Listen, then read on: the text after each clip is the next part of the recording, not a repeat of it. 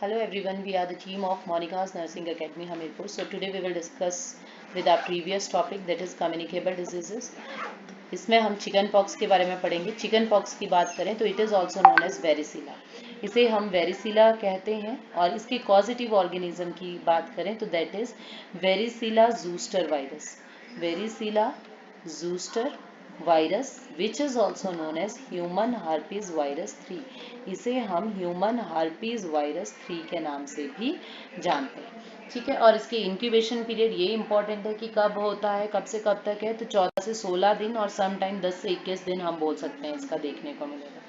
Mode of transmission तो ये droplet infection के थ्रू ट्रांसमिट हो सकता है और फोमाइट्स के थ्रू, मतलब नॉन लिविंग थिंग से भी ये इंडिविजुअल को ट्रांसमिट हो सकता है.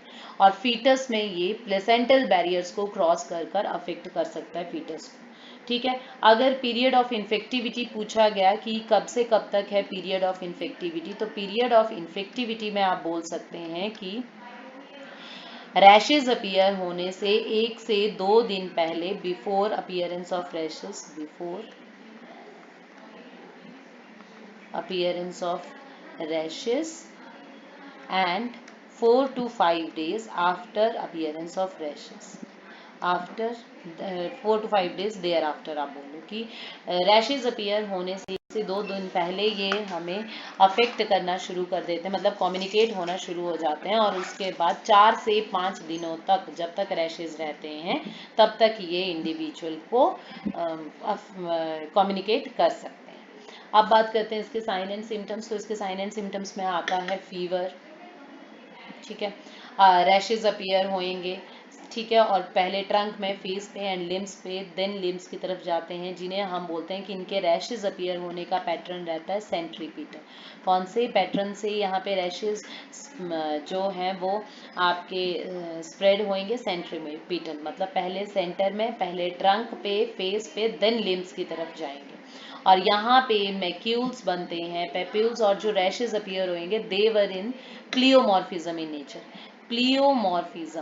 प्लियोमॉर्फिज्म का मतलब है कि कोई भी रैश कहीं पे भी अपीयर हो जाएगा. Normally these rashes are in the form MPVPS form में होते हैं कि पहले मैक्यूल बनता है, फिर पेप्यूल, फिर वेसिकल, फिर पॉस्ट्यूल, फिर स्कैब फॉर्मेशन होती है. बट चिकन पॉक्स में कोई भी रैश कहीं पे भी अपीयर हो जाता है. किसी जगह पे मैक्यूल तो किसी जगह पे पॉस्ट्यूल्स देखने को मिल सकते हैं. प्रिवेंशन के लिए एंटीसेप्टिक्स वगैरह यूज़ कर सकते हैं, एंटीबायोटिक्स दे सकते हैं, पेशेंट को आइसोलेट करके रख सकते हैं और पेशेंट के आर्टिकल्स को हम स्टरलाइज करके रख सकते हैं. सेकेंडली बच्चे इसकी कॉम्प्लिकेशन की बात करें तो इस कॉम्प्लिकेशन में इसमें हमें हैमरेज, निमोनिया, रेस सिंड्रोम जैसी कंडीशंस देखने को मिलेंगी. एंड इसका सेकेंड आउटब्रेक भी हमें सम टाइम देखने को मिलता है. वैसे तो अगर हमें एक बार चिकन पॉक्स हो जाए तो हम बोलते हैं कि लाइफ लॉन्ग इम्यूनिटी प्रोवाइड करवाता है, फिर नहीं होता है. बट सम टाइम इसका हमें कुछ लोगों में इसका सेकेंड आउटब्रेक देखने को मिला है. That is known as shingles. Shingles की बात करें तो शिंगल्स क्या होता है कि इसमें जो वेरिसिला जूस्टर है वो जाकर हमारी नर्व रूट्स में क्या करता है, डॉर्मेंट पोजीशन पे चला जाता है. कई सालों तक वो डॉर्मेंट पोजीशन पे रहता है, स्लीपिंग मोड पे रहता है, फिर एकदम से जागेगा और इंडिविजुअल में शिंगल्स कॉज करेगा. मोस्ट कॉमनली आफ्टर 50 ईयर, 50 साल के बाद इंडिविजुअल को अफेक्ट करता है. अगर शिंगल्स की बात करें तो shingles itself is not a communicable disease. वो खुद कम्युनिकेबल डिजीज नहीं है.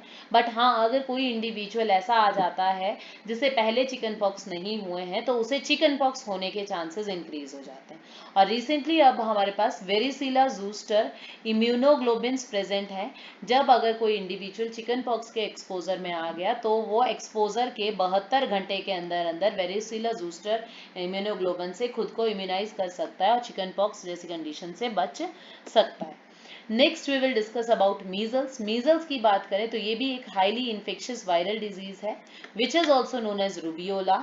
और इसे हम 4th डे फीवर के नाम से भी जानते हैं. ठीक है. ये बेसिकली 3 से 5 साल के बच्चों में देखने को मिलेगा. इसका इंक्यूबेशन पीरियड 8 से 14 दिन है और 10 to 14 डेज हम बोल सकते हैं. मोड ऑफ ट्रांसमिशन इसका भी ड्रॉपलेट इन्फेक्शन के थ्रू रहता है और हम बोल सकते हैं डायरेक्ट कॉन्टेक्ट के थ्रू देखने को मिल सकता है. नेक्स्ट वी विल डिस्कस कि इसके साइन एंड सिम्टम क्या हैं. तो इसमें हमें 2 स्टेजेस देखने को मिलती हैं. फर्स्ट इज स्टेज 1 जिसे हम केटारल स्टेज कहते हैं.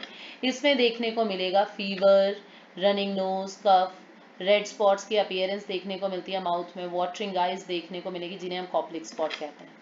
ठीक है, ये जो ये रेड स्पॉट्स देखने को मिल रहा है माउथ में, these are known as Koplik spot.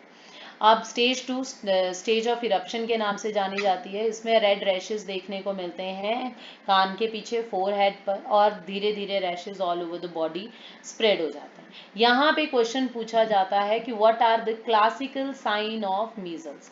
Classical signs की बात करें तो इसमें आते हैं कॉप्लिक स्पॉट।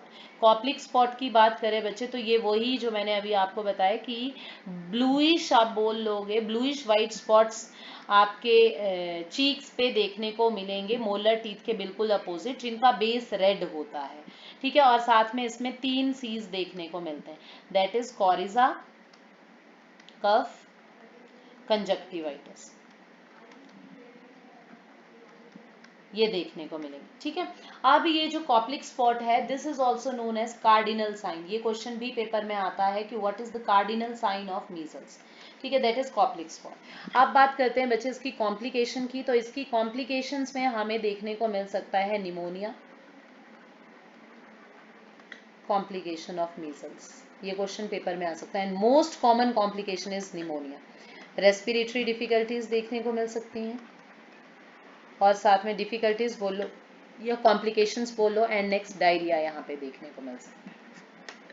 ठीक है, और साथ में अगर हम बात करें बहुत ही रेयर इसकी but serious complication, that is सब एक्यूट स्क्लेरोसिंग